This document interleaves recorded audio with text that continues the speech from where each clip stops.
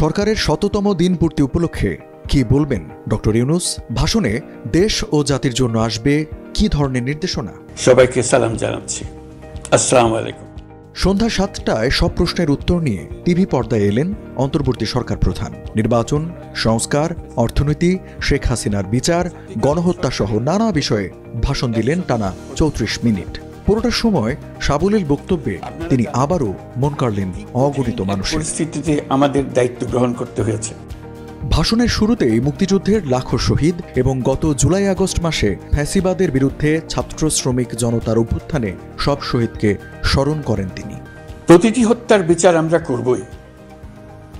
July August হত্যাকাণ্ডের বিচারের যে উদ্যোগ আমরা নিয়েছি তার কাজও বেশ ভালোভাবে এগিয়ে যাচ্ছে।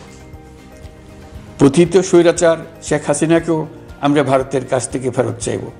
কেবল জুলাই আগস্ট হত্যাকাণ্ডই নয়, আমরা গত ১৫ বছরে সব অপকর্মের বিচার করব। ভাষণের বড় এক অংশ জুড়ে ডক্টর ইউনূস কথা বলেছেন নির্বাচন, নির্বাচন কমিশন এবং সংস্কার ইস্যুতে। নির্বাচনের ট্রেন যাত্রা শুরু করেছে, এটা আর থামবে না। কিন্তু যেতে যেতে আমাদের অনেকগুলো কাজ সেরে ফেলতে হবে।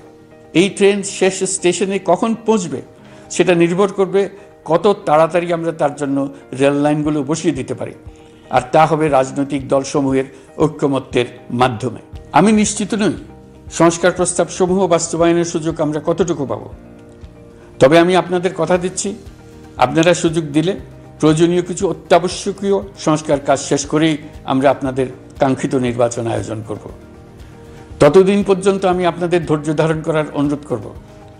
আমরা চাইব আমরা যেন এমন একটি নির্বাচন ব্যবস্থা সৃষ্টি করতে পারি যা যুগ যুগ ধরে অনুসরণ করা যাবে। এর ফলে সাংবৎসরিক রাজনৈতিক সংকট থেকে আমাদের দেশ রক্ষা পাবে। কয়েকদিনের মধ্যে নির্বাচন কমিশন গঠনের কথাও জানিয়েছেন প্রধান উপদেষ্টা। বলেছেন নির্বাচন কবে হবে। নির্বাচন কবে হবে এই প্রশ্ন আপনাদের সবার মনেই আছে, আমাদের মনেও সারাক্ষণ আছে। আপনারা লক্ষ্য করেছেন নির্বাচন আয়োজনের লক্ষ্যে আমরা প্রয়োজনীয় পদক্ষেপ নিতে শুরু করেছি। কয়েকদিনের মধ্যে নির্বাচন কমিশন গঠন হয়ে যাবে। তারপর থেকে নির্বাচন আয়োজন করার সমস্ত দায়িত্ব তাদের উপর বর্তাবে। ছাত্র জনতার গণ অভ্যুত্থানে ৫ আগস্ট আবু আলী সরকারের পতন হলে ভারতে চলে যান শেখ হাসিনা।